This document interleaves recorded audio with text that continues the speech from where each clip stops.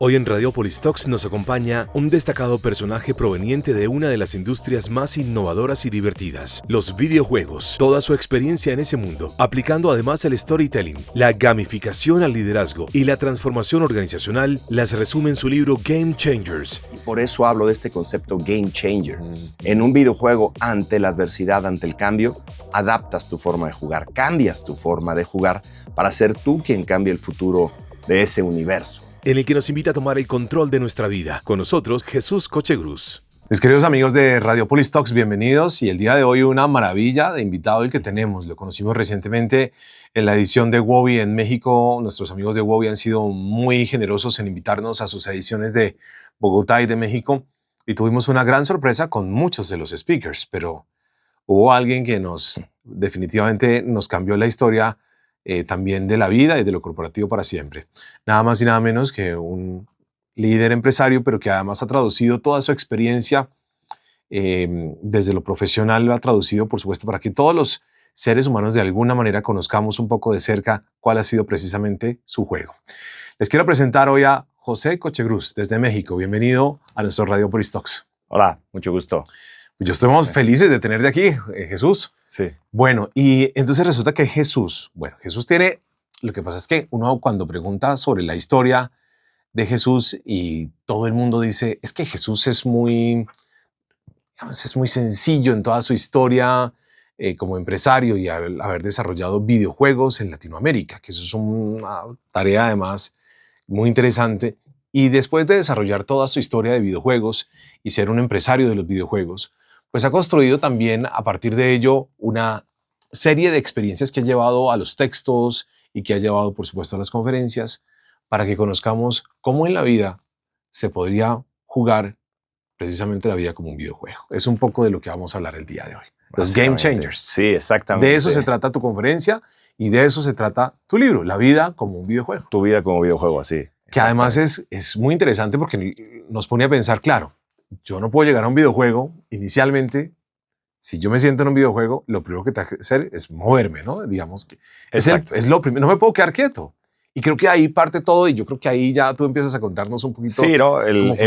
Bueno, antes que nada, gracias a la audiencia, un abrazo a todos desde México. Bueno, estoy aquí ahorita en Bogotá con ustedes, pero bueno, yo desarrollé videojuegos por más de 20 años y el concepto sale que en la industria en la que estoy yo, todo el mundo ama lo que hace, todo el mundo ama trabajar en esa industria. Y yo decía, bueno, tanta gente a veces está sufriendo su trabajo el día a día. Y el concepto viene de cómo es nuestra actitud cuando juegas a un videojuego. Cuando juegas a un videojuego, eres positivo, eres proactivo. Si las cosas salen mal, lo vuelves a intentar. No te quejas por los problemas. Y el concepto central se va a esto. Cuando en un videojuego pasas de un nivel a otro o de un mundo a otro, entiendes que todo va a cambiar. Va a haber nuevos problemas, nuevos retos, nuevos monstruos, nueva diversidad. Y en un videojuego adaptas tu forma de jugar. Y lo relaciono mucho con lo que estamos viviendo. El mundo está cambiando tremendamente y a un ritmo acelerado. Situaciones económicas, situaciones políticas, climáticas, la tecnología, ¿no? Entonces, en un videojuego, cuando pasas de un nivel a otro, pues, ¿qué haces? Buscas nuevas armas, buscas nuevas herramientas, nuevos vehículos, nuevos superpoderes, practicas nuevas habilidades y combos, desarrollas nuevas estrategias, buscas nuevos aliados, te adaptas por todos lados. Y lo principal es que no solo buscas sobrevivir en el videojuego, quieres ganar, quieres triunfar. Es una actitud que le llamamos actitud de heroína o de héroe. Y por eso hablo de este concepto Game Changer. En un videojuego, ante la adversidad, ante el cambio, adaptas tu forma de jugar, cambias tu forma de jugar para ser tú quien cambie el futuro de ese universo, ¿no? Entonces, por eso esta filosofía de decir, bueno, ¿por qué no llevamos esta actitud, esta forma de tomar las cosas, de reaccionar a la vida real, ¿no? La adversidad está ahí, el juego es para todos, es el mismo. Y lo que digo, bueno, ¿cómo puedes aprovechar las circunstancias del juego y de este nuevo nivel para ser tú quien gane el juego y hacer ganar a tu gente y a tu equipo, ¿no? A tu empresa o a tu familia. Estoy escuchándote y estoy recordando un poco a Miguel Ángel Cornejo. Sí. Que fue uno de estos grandes. Sí, a mí, de hecho, me inspiró a mis 13 años. Claro, y entonces él decía que, bueno, hay una cosa con la actitud. La actitud no solamente como palabra, la actitud implica además compromiso, determinación, disciplina y otras cosas. Y también hacía una diferencia o ponía un paralelo entre la actitud y la aptitud. Y eso me puso a mí a pensar mucho, porque el juego corporativo y el juego de la vida no es fácil. No. Es un juego que exige, como tú dices, estrategia, Sí. ¿no? Y a veces uno puede encontrar personas mucho más virtuosas que uno en el camino. Las va a encontrar todo el tiempo, de hecho, Ajá. ¿cierto? Y es ahí cuando los seres humanos también tenemos como nuestros retrocesos, ¿no? Sí, viene ese freno. Y yo encontré una gran escapatoria en esa frase entre la actitud y la aptitud. Yo no sé tú cómo lo asimilas. Yo lo planteo en tres grandes áreas, tanto en el libro como en mi forma de vida. Yo la primera digo es mentalidad. En un videojuego lo primero que trabajamos es tu mentalidad, que te la creas. Así, yo soy Mario Bros, yo soy ese héroe. Y cuando entras al videojuego, entras con esa creencia de yo puedo con esto. Lo primero es eso. La segunda parte es el sistema. Ahí viene esta parte de la aptitud. Tienes un sistema de trabajo, ¿no? Aprendes a controlar los botones, vas desarrollando. Y ahí viene la práctica. Y yo no solo hablo de repetición, hablo de iteración, ¿no? La repetición implica hacer lo mismo todas las veces. La iteración implica mejorar un poco. Entonces ahí practicas y practicas. Esa es el desarrollar la aptitud. Al principio no vas a saber. Y una vez que ya dominas ese sistema y te haces muy bueno usando a tu personaje en el videojuego, viene la estrategia, ya viene el pensamiento estratégico, ya dominas como agua al personaje y ahí viene cómo uso mis recursos, cómo manejo lo que le decimos mis currencies o mis divisas, ¿no? Así, pues tengo corazoncitos, tengo moneditas, tengo joyas, tengo pócimas, tengo superpoderes y los intercambias para ganar en el juego, ¿no? Entonces es mentalidad, sistema y estrategia. Esas son las tres grandes áreas que hay que desarrollar y el libro está acomodado en esas tres grandes divisiones. A medida que hablas también se me abren más preguntas. Sí. Y encuentro más cosas en lo que dices. Y hablas de que en el videojuego encontramos pócimas, herramientas, caminos más cortos.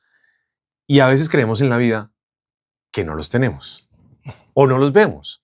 Exacto, no los diseñamos. Yo digo, por ejemplo, hablo de muchas estrategias, ¿no? Una de ellas se llama mapas de avance. En muchos videojuegos tú tienes tu mapa, ¿no? Y dices, bueno, pues quiero llegar del punto A al punto Z, ¿no? Y hay puntos intermedios y trazas ese mapa. Lo que digo es que el mapa no muestra las tormentas.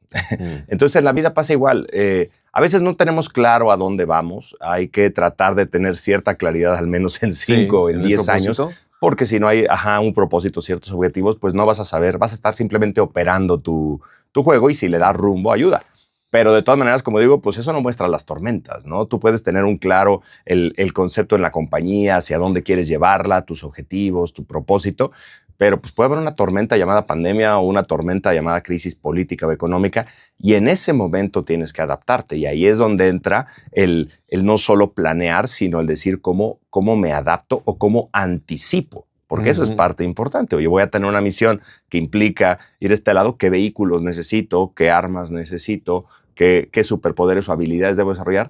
Lo mismo pasa en las compañías. Oye, viene un año difícil en estos términos, el tipo de cambio va a estar horrible. Bueno, pues tengo que anticipar, tengo que planear. En la vida es igual. ¿Todas las personas estamos destinadas a jugar el juego? Sí, pues a final de cuentas, por eso es tu vida como videojuego. La analogía central es, yo siempre digo, 15 minutos antes de que te mandaran a la tierra, estabas tú ahí en el cielo con Dios, eras un angelito, y Dios te dio el videojuego más divertido que jamás vas a poder jugar y se llama vida, ¿no? Y la pregunta es si lo estás jugando y si te estás divirtiendo. Ese es el concepto central de todo esto. Estás gozando tu videojuego porque un videojuego lo disfrutas en presente. Sabes que hay adversidad, sabes que hay problemas, pero lo estás gozando. El otro regalo que te dio Dios fue tu control. Te dio tu control y te dijo, tú tomas las decisiones en tu vida y tú puedes decidir no actuar. Gran parte de la gente, yo digo, bueno, a veces a mí me tocó la suerte nada más de nacer en un nivel más fácil. Hay gente que nace en un nivel más complicado, claro, ¿no? Y es un mundo que dices, oye, pues hay explosiones por todos lados, hay complejidad, pero pues a final de cuentas, pues es el juego que te tocó jugar. En tus manos está el control para decir, ¿cómo salgo a mi siguiente nivel? ¿Qué estrategia necesito para salir de este nivel tan complejo y entrar a uno más sencillo, ¿no? Te lo pregunto precisamente porque yo creo que a veces lo que tú dices es muy cierto, ¿no? Juega mucho el medio ambiente en el que nos desarrollamos y todo esto, pero también a veces uno cree o podría uno pensar que eso no es para mí, que yo nunca voy a entrar en ese juego, que jamás voy a tener las capacidades, las habilidades, que eso está hecho para otros. Y yo no sé si ahí pues uno también mueren genios en las sombras sin saber cómo dice la canción. Sí, sí, bueno, hay una frase de Bill Gates que me gusta que dice, la vida es injusta, acéptalo, ¿no? Así, pues sí, así es la vida, ¿no? Entonces, por eso hablo yo de la mentalidad.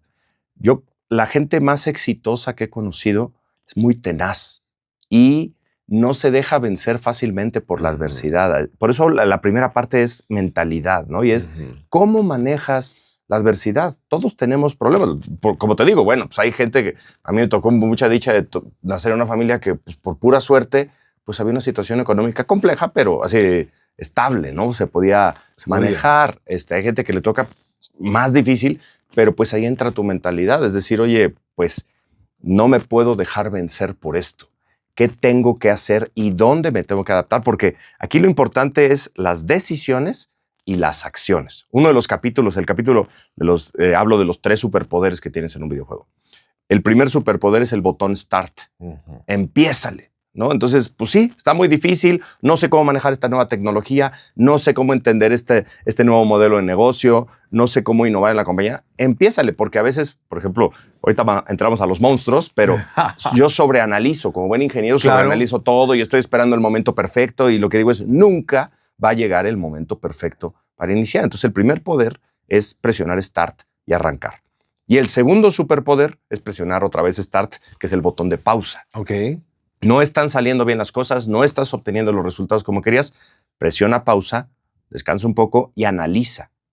Analizo la situación, defino mi estrategia y ahí defino por dónde me voy a ir en ese mapa. O la otra es el tercer botón, que ese es muy complicado de presionar, que se llama el reset, ¿no? El resetear. Antes en los videojuegos tú te acordarás cuando de repente se te congelaba el juego o cualquier cosa o te atorabas, pues no había de otra más que presionar reset. Y el reset implica perder un camino andado, pero sabes que puedes arrancar otro juego diferente. Claro. ¿No? Entonces, pues en la vida hay que saber usar con maestría y con valentía y sabiduría esos 3 botones. Eso que acabas de decir, para mí, enmarca un poco la naturaleza del emprendedor, por ejemplo. Sí, bueno, está muy implícito en la naturaleza del emprendedor. Y llevado a la vida personal, pues también es completamente adaptable. Yo no sé si a veces como a veces damos el botón de Start y cuando uno mira las cifras, por ejemplo, de emprendedores que se dieron en el estallido de la pandemia y durante la pandemia, pasando 1 o 2 años después de la pandemia, ese estallido de emprendedores se redujo en un 60% y quedó una cifra. Y creo que cuando uno oprime el Start, ¿cierto? Pero de pronto hay que virar muy bien el barco y hay que tener como esa visión. Y yo creo que es ahí donde a veces nos cuesta un poco, porque las ganas pueden estar, puede que las tengamos, ¿cierto? Y puede que tengamos un objetivo claro de dónde queremos llegar. Pero como en el camino las cosas puede que no se nos den como las pensamos, exacto, puede que virar el barco sea también esa parte que nos hace falta como se conduce y hay que estar muy pendiente de este pedacito que no vemos a veces, ¿no? Sí, ahí yo veo 3 grandes factores hacia el momento de hacer un emprendimiento, de empezar un negocio. El primero para mí, el central, es entender al jugador. Entiende al cliente, claro, cómo cambió. Con la pandemia todo el mundo cambiamos, ¿no? El segundo pilar es entender tu estrategia y tus superpoderes. Así, cuáles son tus fortalezas verdaderamente, qué sí sabes hacer y en dónde te mueves ahorita como pez en el agua. Saber que hay que aprender, pero saber en qué eres fuerte. Y el tercero es el entorno. Oye, ¿qué está pasando allá afuera? ¿Cómo está la tecnología, la situación política influyendo a esto, al jugador, a los modelos de negocio? Y sabiendo moverte en esos 3 es como vas ajustando el camino, ¿no? Pero a veces, pues sí, nos hacemos una idea de lo que va a pasar y pues a veces también hay ciertos lugares. Dicen que el que pega primero pega 2 veces, ¿no? Pues si no a veces, bueno, lo que pasa a veces en el mundo es que el que pega primero gasta mucho dinero y el que pega segundo es el que realmente aprovecha el negocio porque ya entendió los errores del primero. Sabe para quién trabaja. Pero ya si eres el cuarto, el quinto en pegar, pues ya también ya está repartido el pastel o la torta, como decimos. Vamos un momento, quiero hacerte una pregunta. Cuando tú hablas de las mentalidades de los seres humanos, ¿encontraste en ese sobrepensamiento, además tú como ingeniero lo dices, encontraste algunas características en esas mentalidades, algunas clases de mentalidades, o cuáles son las mentalidades que más nos rondan, por ejemplo, en Latinoamérica? ¿Qué nos puedes como resumir de esa parte? Porque yo creo que ahí también hay un punto determinante en la manera como nosotros nos decimos las cosas a nosotros mismos. Yo hablo de monstruos. Así, en un videojuego enfrentas monstruos, grandes, pequeños, y hay de todo tipo, ¿no? Y entonces hablo de dos grandes tipos de monstruos, los externos y los internos. Los externos son los que están allá afuera y no podemos controlar. La pandemia, la economía, el clima, la situación. Sí. Esos no los podemos controlar individualmente y nos tenemos que unir. Pero hay otros que le llaman los monstruos internos, que viven en nuestra mente y que viven en nuestro corazón.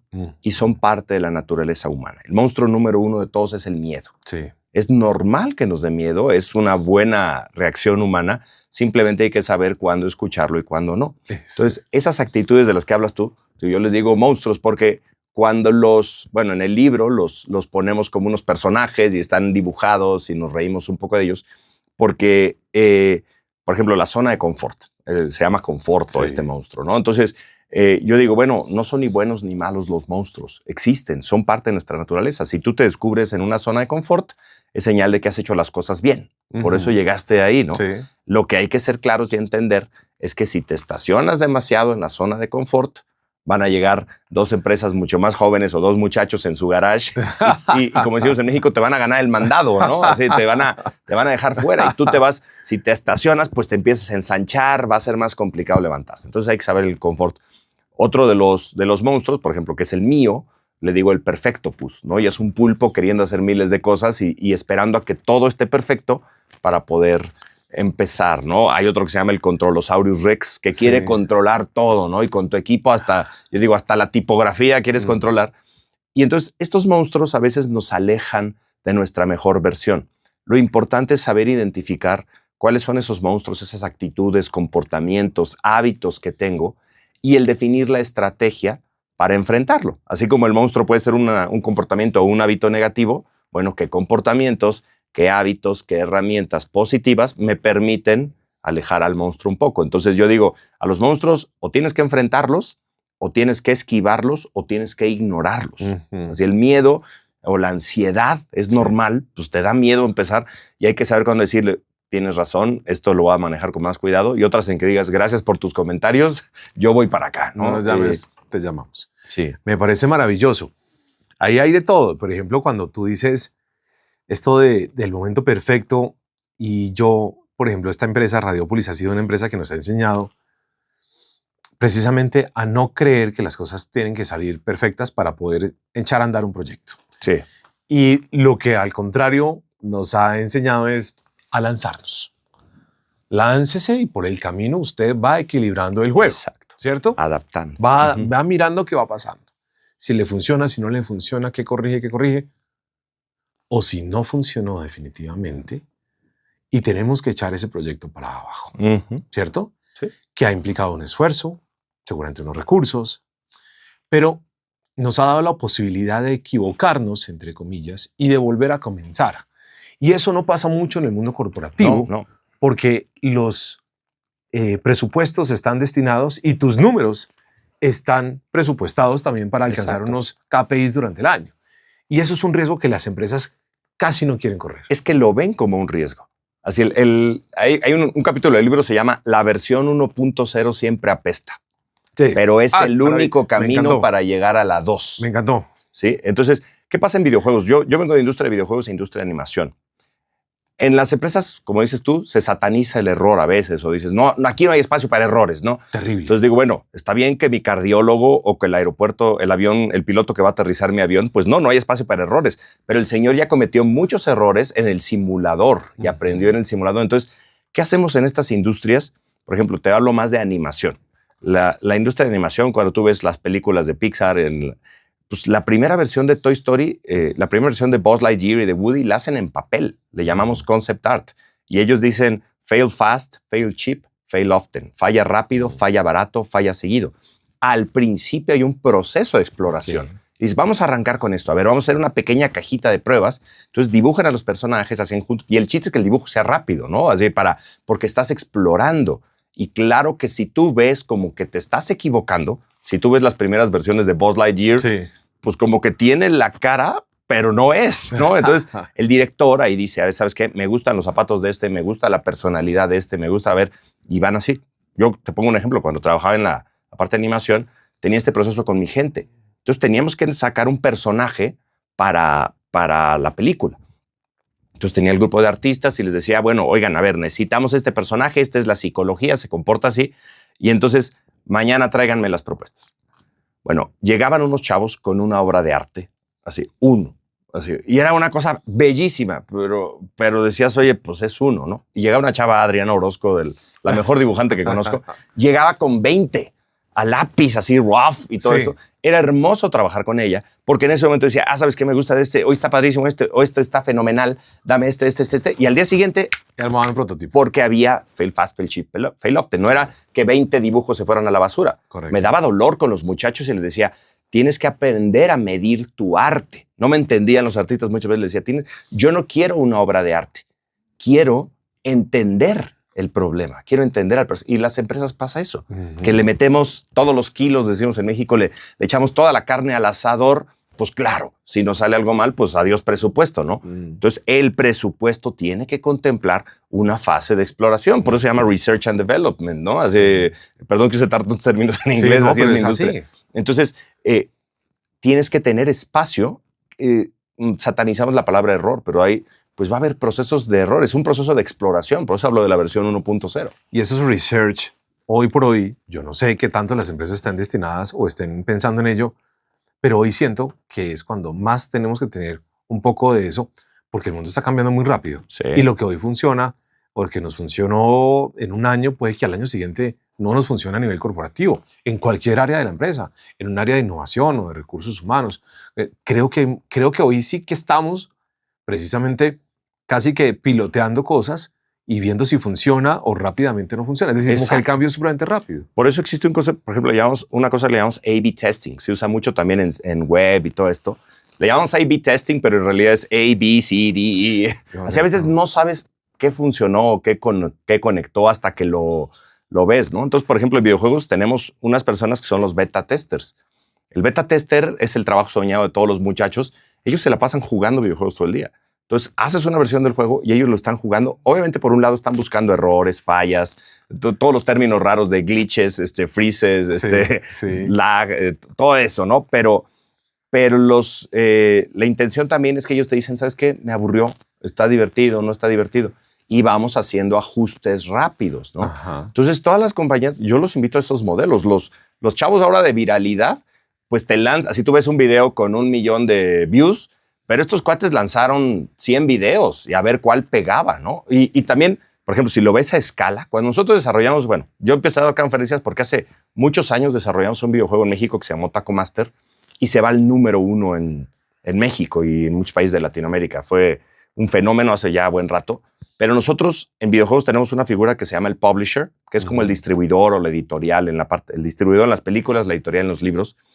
Cerramos un deal de distribución con Chilingo, se llamaba la empresa, que era el mismo de Angry Birds. Así era el número 1 en el mundo. Nosotros, ese era nuestro target. Y yo me preguntaba siempre, ¿por qué nos volteó a ver Chilingo? ¿No? Así claro. Yo decía, ¿por qué el número 1 volteó a ver a los mexicanos que estábamos tratando de hacer las cosas? Digo, hicimos nuestro trabajo muy bien y todo eso. Lo que pasa es que ellos tenían un modelo donde decían, yo le apuesto a 100 juegos esperando el siguiente. Yo siempre decía, todo el mundo está buscando el siguiente Angry Birds. ¿No? Entonces ellos apostaban a 100 juegos sabiendo que de ahí iba a salir un Angry Birds y iban a salir 5 número 1, que fue nuestro caso. Y tal vez iba a haber 95 o 94 proyectos que se iban a quedar en la luna. Y si lo ves ahora, los inversionistas Ángel, es lo que hacen. Todo el mundo está buscando el siguiente unicornio. Y ellos es como... por probabilidad dicen, bueno, pues le voy a meter $1 millón acá, $1 millón acá, otro millón acá, otro millón acá, y sé que uno de esos me va a pagar todas las cuentas, ¿no? Y así lo juegan. Entonces yo le digo a mi hijo, pues súbete al juego, súbete al juego. Ajá. Pues acabamos de hacer un resumen un poco de lo que es la vida corporativa el día de hoy, y yo creo que si nosotros nos metemos en ese mundo, vamos a encontrar muchas cosas más.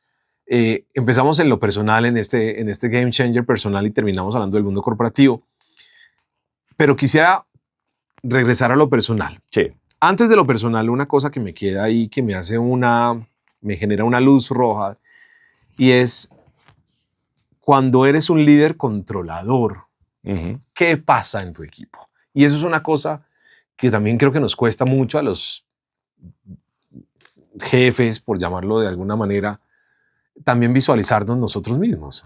Sí. Mira, yo tengo una frase y digo, cuando tú dejas a tu gente pensar, Tu gente al principio tal vez no salga las cosas como esperabas, pero tu gente crece. Ajá. Cuando tú controlas exageradamente al grado de que no les dejas tomar decisiones, tu gente decrece.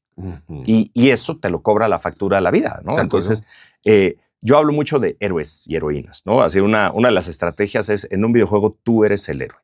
Y en un videojuego, cuando estás jugando, el único y absoluto responsable de lo que pasa en tu juego eres tú mismo. Si las cosas salen bien es porque lo hiciste bien. Si las cosas salen mal, no te martirizas, sino buscas soluciones. Y en la vida y en las empresas es exactamente igual.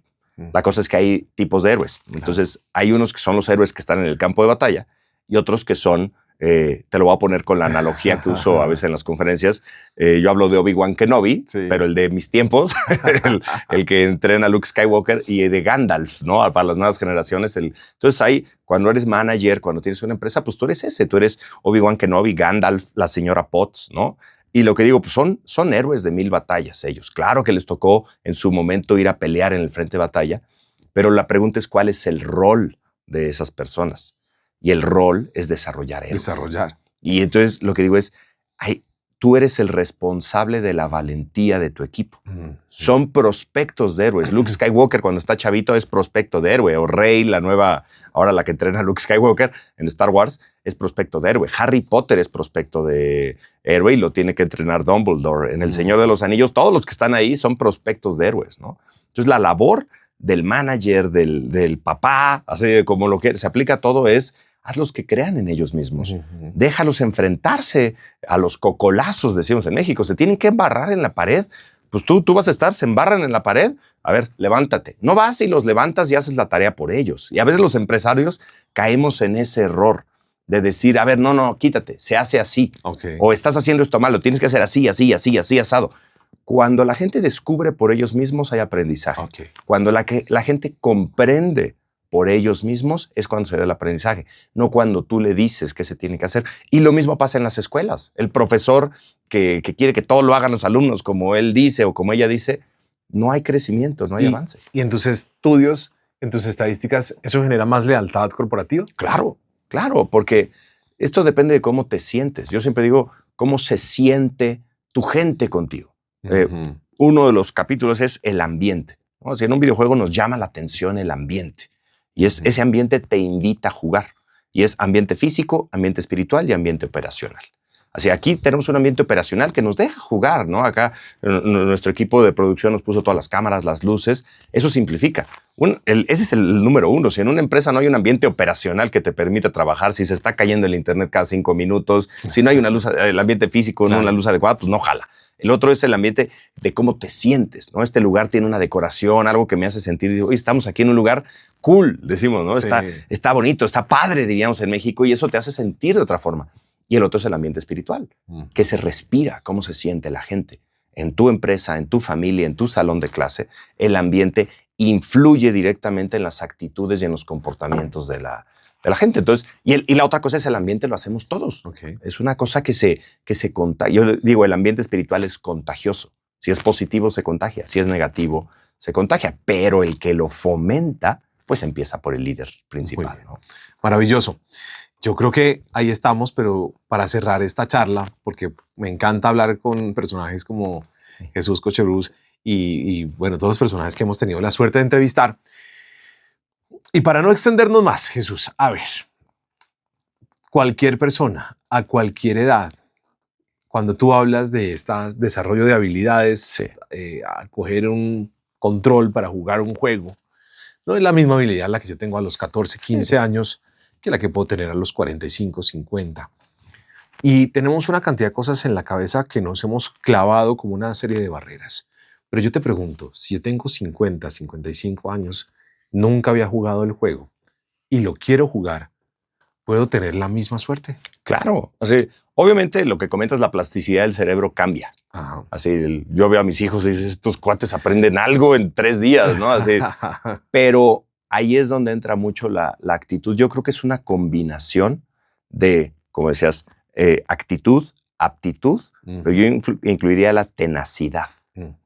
O llegar hasta la terquedad en términos positivos, ¿no? Decir, yo puedo con esto. Claro que tienes que practicar, Yo estoy por llegar a los 50 y nos cuesta más trabajo hacer las cosas. Si no me refiero a jugar un videojuego, Sí, olvídense, sí, no, sí. no se trata de videojuegos. No, se pues trata salir de a correr, por ejemplo, cualquier actividad. De decir, oye, yo quiero hacer esto, yo hablo de curvas de crecimiento. El problema, una de las estrategias es desafíos retadores pero alcanzables. Si tú generas una falsa expectativa del tiempo o el esfuerzo que te va a tomar llegar a algo, estás frito, estás perdido porque te vas a frustrar en el camino. Yo lo planteo todo como curvas de crecimiento. Dos cosas, a ver. Miguel Ángel Cornejo decía que para ser virtuoso se necesitaban bastantes años en algo. Y eso me puso mucho a pensar. Pero también decía que te dedicaras y te enfocaras en una sola cosa. Exacto. Y que cuando tratábamos de hacer muchas cosas, de pronto los resultados no eran los mejores. Sí. Y esto te lo consulto, esto es una consulta, porque a veces los latinoamericanos estamos muy entrenados aparentemente para hacer muchas cosas al tiempo. Todólogos. Sí, estoy totalmente de acuerdo contigo. Para mí el enfoque es esencial. Tengo un buen amigo, Juan Carlos Barrios. Él habla del concepto de la calabaza gigante, estos lugares donde hacen crecer esas calabazas enormes y el secreto es cortar, así de la misma línea que va llevando a las calabazas, cortar las calabazas pequeñas y enfocarte para una que se haga grande. Y eso es el enfoque, ¿no? Es decir, oye, ¿qué voy a hacer? Va a tomar tanto tiempo, va a tomar decisiones, pero también tengo que decidir no solo en qué me enfoco, sino qué quito del mapa, ¿no? Y no hablo de distracciones, sino hablo de decir renuncia a tu familia y renuncia a todo. Me refiero en la parte corporativa o en la parte profesional es en qué me voy a desarrollar. Y toma tiempo. Malcolm Gladwell habla de las 10,000 horas, ¿no? Por eso los pilotos hablan de horas de vuelo, ¿no? Claro. Pues ¿quieres serte bueno en algo? 10,000 horas. Y yo les digo a mis hijos, se aprende a dibujar dibujando, ¿no? Entonces tienes que entender que hay un proceso y puedes reinventarte cada 10 años. Eso no es problema. Pero lo importante es entender el costo del proceso, claro, en tiempo y en esfuerzo, ¿no? Jesús, muchísimas gracias por estar con nosotros en Radiopolis Talks. Una maravilla poder compartir con personajes como tú. Y eso por no extendernos en la industria de los videojuegos, porque pues, es bastante amplia su experiencia y tiene mucho que contar. Quisimos traer esta charla también como un mensaje de lo que está pasando hoy un poco y bastante en el mundo corporativo. Jesús, muchas gracias. Gracias a ti, Carlos Javier. Gracias.